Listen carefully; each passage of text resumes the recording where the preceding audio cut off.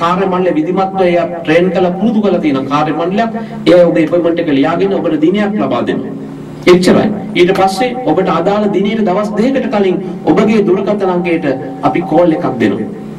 Call එකක් දීලා මොකද කරන්නේ ඔබගේ උපන්දිනේ උපන් වෙලාව ලග්නේ ආදී තොරතුරු ටික අපි ඉල්ල ගන්නවා. නවාංශක ආදී. ඉල්ලගෙන අපි මේ ආකාරයේ අලුත් කේන්දරයක් හදනවා. ඔබ අපේ අපොයින්ට්මන්ට් එකට අපේ ආයතනයේ පැමිණෙන මොහොත වෙනකොට මේ විශේෂයෙන්ම මේ අලුත් කේන්දරය හදලා අපි ඉවරයි. මේ කේන්දරේ තියෙනවා ජීවිතාන්තය දක්වා තොරතුරු. ඉපදිච්ච දවසේ ඉඳලා ජීවිතාන්තය දක්වා යෙදෙන සෑම මහදසාවක්ම මේකේ සඳහන් වෙනවා.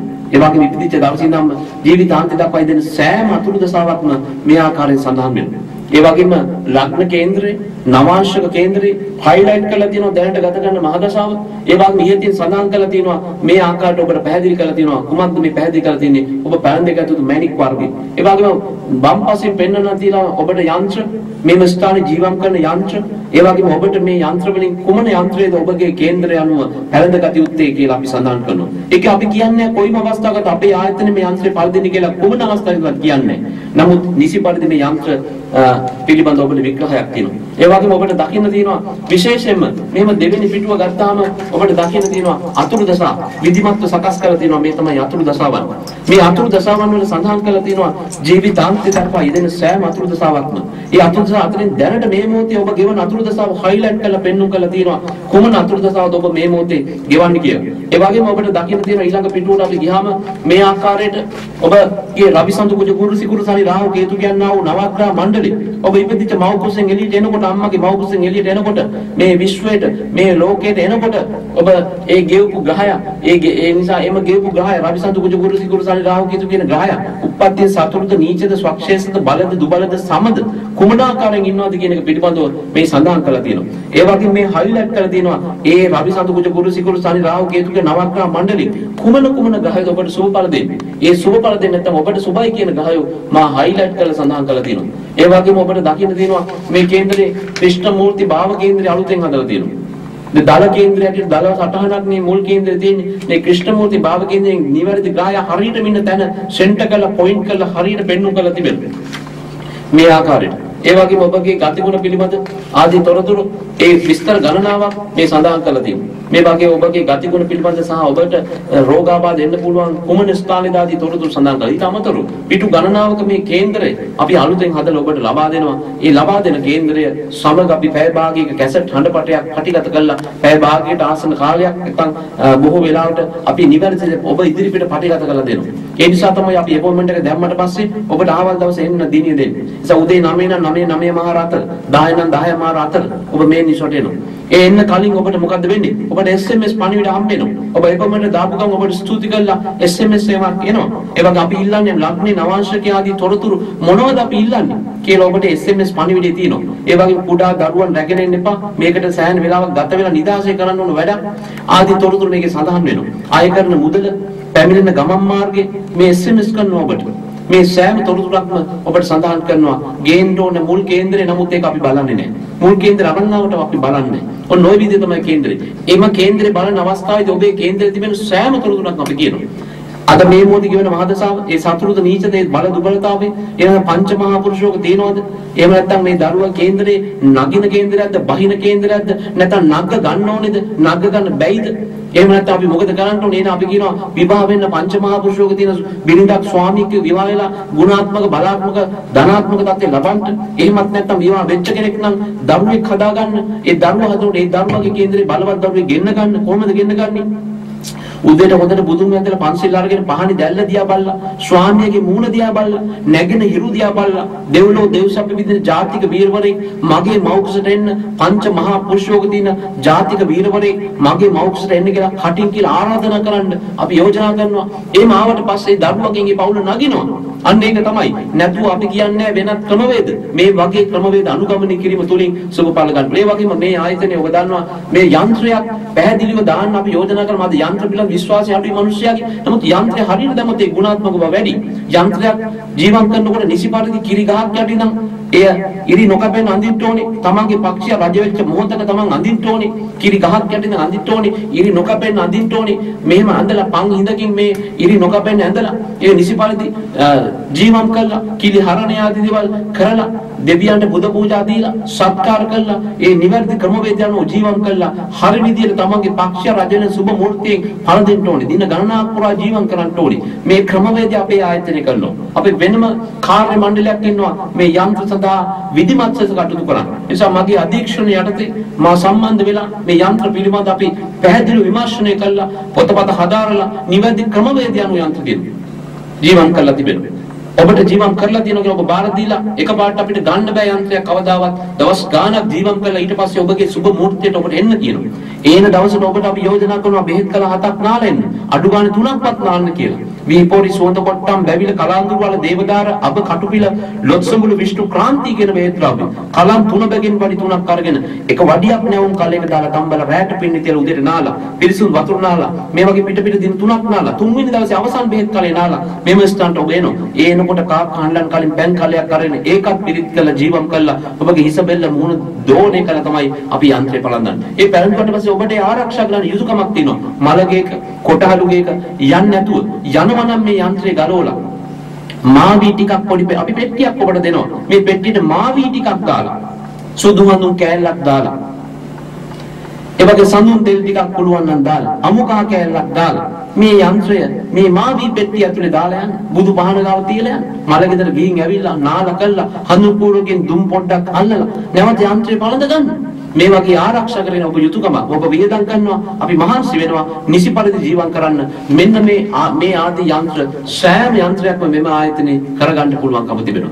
විශේෂයෙන්ම සෙනසුරු මහදසාවට පළඳින්නා වූ විෂ්ණු ආගෝර යන්ත්‍රය ඒ වගේ සෙනසුරු ඒ රාෂ්ට්‍රක පළඳින්නා වූ ශනි මූර්තුන්ජි යන්ත්‍රය විශේෂයෙන්ම සිකුරු අපරේට පළඳින්නා වූ විශේෂයෙන්ම නවනාත යන්ත්‍රය සංජීවනි කාන්තාවන්ට පළඳින්නා වූ සංජීවනි යන්ත්‍රය පිරිමින්ට පළඳින්නා වූ නවනාත කියන යන්ත්‍රය ඒ වගේම බ්‍රහස්පතිට පළඳින්නා වූ මහා අභිසම්පිදාන කියන යන්ත්‍රය ආදී සියලු යන්ත්‍ර ඔබට කරන්න පුළුවන්කම තියෙනවා මේ ස්ථානික ජීවම් කරගෙන නිසි පරිදි යන්ත්‍රයක් ගන්නු රද බෙහෙත් කඩේක නැත්නම් ඖෂධ කඩේක ගියා රුපියල් 25කට ඔබ යන්ත්‍රයක් ඉල්ලන්න ශනි මූර්තුන්ජියක් විෂ්ණු ආගමනේ ඔබට ගන්න පුළුවන් තම තහඩුවේ ඇදලා තියෙන එම්බෝස් කරපු එකක් ගන්න පුළුවන් කැසට් හඬ වලින් ජීවම් කරපු යන්ත්‍රයක් ඔබට ගන්න පුළුවන් කෝ ශබ්ද තරංග කෝ චිත්ත තරංග ශබ්ද තරංග නැහැ චිත්ත තරංග නැහැ ඒක තමයි යථාර්ථය. ශබ්ද තරංග චිත්ත තරංග සුබ වෙනකොට ගුණාත්මක බලාත්මකව ලැබෙනවමයි.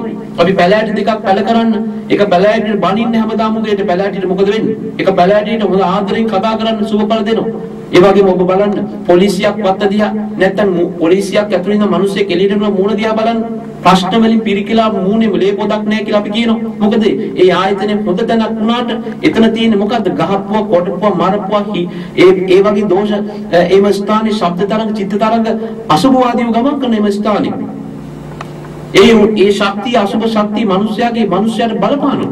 අනේ ඒ නිසා තමයි අපි කියන්නේ අපි මේ පන්සලක ඉඳන් මිනිස්සෙක් එළියට එනකොට මූණ දිහා බලන්න. බෝධියක් නාවල පිරිත් කියලා භාවනා කරලා එනකොට එළියට එනකොට බලන්න මිනිස්සෙගේ මූණ දිහා සුභවාදී චින්තනයක් ඇති වෙනවා. සුභවාදී ශක්තිය. ඒ වගේම තමයි යන්ත්‍රයක් හරි විදියට ගුණාත්මක විදියට හරියට කළොත් ඒ ඵලය වැඩි වෙනවා. ඒක නිසා තමයි දරුවෙකුට වේදන් කළා ක්ලාස් එකලා ටියුෂන් පන්තිවල වේදන් කරනවා වගේ නිසි යන්ත්‍රයක් දාලා අධ්‍යාපනයට ඇමතිස් කියන ගාලා නිසි පරිදි ජීවම් කරලා දාලා සුව මූර්ත වලින් නැකතින් යවන්න ඕනේ. ශ්‍රී ලංකාවේ අංක 1 මම පමණයි පැහැදිලිවම ඔබට කියන්න ඕනේ ශ්‍රී ලංකාවේ දරුවන්ට O level ඒ අපස උසස් පෙළ සාමාන්‍ය විභාගයට යනකොට දහස් ගණන් ලක්ෂ සංඛ්‍යාත ජනතාවට මා සුබ මූර්ත වලින් පිටත් කරලා ජයග්‍රහ ලබා දීලා තියෙනවා. ඒ නිසා අපි දක්ෂ ගුරුවරයෙක් ඉගෙන ගන්න බව ඇත්ත. ඒ ගුරුවරයාට වේදන් කරපු බව ඇත්ත. ගෲප් ක්ලාස් නැත්නම් ගෙදරට පෞද්ගලික පෙළ උගන්වපු බව ඇත්ත. නමුත් ග්‍රහයට ඔබ මොකද්ද කරන්නේ? ග්‍රහයට මොකද්ද ඔබ කළේ? අන්න ඒ නිසා ඒව ඔක්කොම කළා රාහු කාලෙන් දරුවා විභාගයට යනවනම් ඒ ඔක්කොම කළා තමන්ගේ පක්ෂයා නීච වෙච්ච වෙලාවක විභාගයට යනවනම් ඒ ගුණාත්මක බව ලැබෙන්න තියෙන ඊට අඩුයි. අපිට ඒ 9 ගත්ත දරුවෝ ඇවිල්ලා කියලා තියෙනවා ඒ 9 නෝ ලෙවල් හම්බුණා. නමුත් ඒ ලෙවල් වල මට S4ක් ආවා. මේක වෙන්න බෑ කියලා. වෙන්න බැරි හේතුව තමයි මම කියන්නේ සෝ මූර්තියකින් තමන්ගේ පක්ෂය රැඳෙන සුබ මූර්තියන්ට ඕනේ.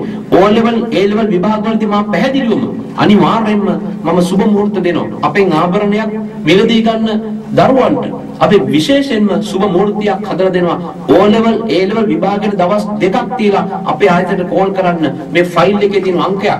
ඒ ෆයිල් නම්බරේ තියෙනවා මේ කේන්දරේ 7113 අන්න ඒ වගේ ෆයිල් අංකයක් තියෙනවා මේ කේන්දරේ. අන්න ඒ ෆයිල් අංකය කියලා එක්සෑම් එකට විභාගයට දවස් 2ක් තියලා අපිට කෝල් කරාම අපි නොමිලේ ඔබට හදලා දෙනවා සුබ මූර්තියක්. අපි තු O level විභාගේ දින 8ක් තියෙනවා කියලා දින 8ට අපි හදා දෙනවා ඔබට සුබ මුහුර්ත 8ක්. ඒ වෙලාවේ කළ යුතු වත් පිළිවෙත් වගේක්, බෙහෙත් කල ටිකක් නාන්න, ඒ වගේ ක්‍රමවේදයක් හදලා දෙනවා. ඒ වෙලාවේ කියන්න පිරිතක් කියලා දෙනවා. ඒ ක්‍රමවේද හදලා ඒකට සතපාග මුදලක් ගන්නෙ නැහැ. විභාගෙට අපෙන් ආභරණයක් මිලදීගෙන තිබුණොත් ඒ අදාළ පුද්ගලයාට විභාගයට යන්න දවස් දෙකකට කලින් අපිට කෝල් කරාම අපි අනිවාර්යෙන් අරන් දෙනවා පැහැදිලි සුබ මුහුර්ත ගණනාවක් හදලා දෙනවා. ඒ සුබ මුහුර්ත වලින් විභාගයට යන්න ජයග්‍රහණය අනිවාර්යෙන්ම ලබන්නට පුළුවන්කාරකම තිබෙනවා. අන්න ඒ විදිහට කටයුතු කරොත් තමයි අපිට මේ සුබ ඵලය ගන්නට පුළුවන්කම තිබෙන්නේ. ඒකෙදි පළමු විභාග දවස් විතරක් නෙමෙයි, දෙවෙනි දවස් විතරක් නෙමෙයි, තුන්වෙනි දවස් විතරක් නෙමෙයි.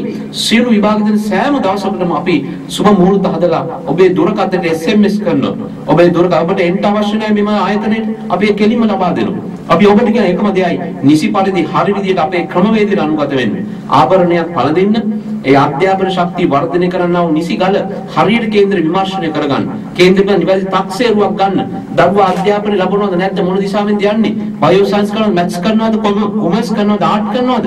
නැත්නම් නීතිය කරනවද? නැත්නම් ලෝ ඉන්ට්‍රස්ට් වලට දරුවා යවන්න සිද්ධ වෙනවද? ඉංජිනේරින් කියන පැත්තට යනවද? ඉලෙක්ට්‍රොනික ඉංජිනේරින් කියන පැත්තට යනවද? එහෙම නැත්නම් දරුවා IT පැත්තට යනවද? පරිගණක පැත්තට යනවද? මේ ආදී තොරතුරු පිළිබඳ අපි කියනවා. ඒ වගේම හොටෙල් ස්කූල් පැත්තට යනවද? යන්නේ නැද්ද? මොනකටවත් යන්න බැයිද? විදේශගත වෙන්න ඕනේද?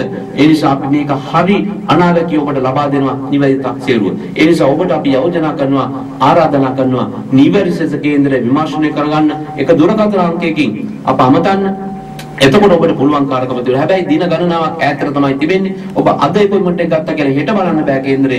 ලබන සුමානේ බලන්න බෑ. බොහෝ විට ලබන මාසේ බලන්න පුළුවන් වේද කියලා මට කියන්න අමාරුයි. නමුත් ඒක ඔබ දුරකථනයෙන් කතා කරලා ඒ විධිමත්ව ඒ ක්‍රමවේදයට අනුගත වුණාට පස්සේ ඒ මුල් කේන්දරය අපිට අවශ්‍ය වෙන්නේ නැහැ. නමුත් අරන් එන්න අපි ඒක බලන්නේ නැහැ. නමුත් ඒකට සංසන්දනය කරලා බලනවා විතරයි.